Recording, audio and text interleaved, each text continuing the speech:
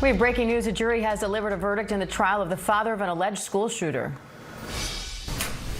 In the Superior Court of Barrow County, State of Georgia versus Colin Gray, case number 24-CR-593-P, jury verdict.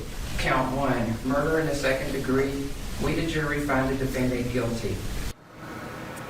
The jury found Colin Gray guilty on all 26 other counts as well. Prosecutors had argued Gray gave his son a gun despite warning signs that he was a threat. Now a jury's agreeing that he's culpable for those deaths and injuries in the shooting. ABC News legal analyst Brian Buckmeyer has more on the case. Brian, this jury deliberated for less than 2 hours. What does that tell you? Yeah, Diane, I think they got the case this morning at 9:02 a.m. We heard there was a verdict by 10:52 a.m. And there are no notes between. They didn't ask for any readback of any testimony, whether it be from Colin Gray, the now convicted felon, or from any of the other expert witnesses. And what that tells me is they had all the information they needed. This is probably, and more likely than not, just a quick polling, looking around at people and saying, what do you think? What do you think? What did you think? And I think they came to the verdict very quickly because, for lack of a better term, the writing necessarily was on the wall in terms of the red flags that Colin Gray missed. And then, of course, he gave the gun to the shooter, the gun that was used in this school shooting.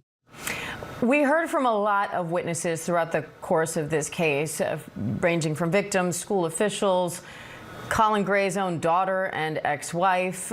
Was there a particular testimony or piece of evidence you think sealed the deal here? I think a lot of the evidence could be explained away to some extent, maybe not successfully so, of course, considering the verdict. Oh, Colin Gray didn't hear about this. Oh, Colin Gray interpreted this way. But for me, especially on closing arguments, the picture of the Parkland school shooter, or pictures, sorry, just all over his wall. Like you would imagine a teenager with maybe an athlete or a supermodel. No, he had the Parkland school shooter on his wall in this almost like shrine. That to me was a red flag that I think no parent can say, well, I don't know what that's about. That's not something that I'm alarmed about. That to me was the biggest piece of evidence, the biggest red flag. And then, of course, knowing that he gave the gun to the shooter, those two facts alone for me, I think were very strong for the jury. Brian, what kind of precedent does this set now for other parents facing charges for crimes either committed by or allegedly committed by their children?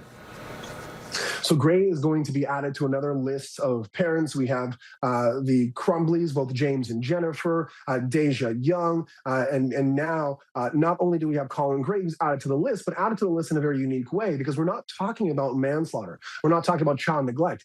He was convicted of second-degree murder. That's a punishment of 10 to 30 years in prison. And I think that's more the precedent than anything else, that there can be a theory under second-degree murder in different states where you can amount to child neglect that is so egregious, so reckless, so negligent that you can be convicted of murder. And I think that's the precedent going forward. This is the first time we're seeing a parent convicted of a form of murder for the actions of another. And I don't think, unfortunately, it will be the last. There may be other fact patterns, other cases that we see similar to this, but hopefully this is a huge wake-up call for many parents that if you miss red flags and you provide the weapon, you could be found culpable for murder in this country.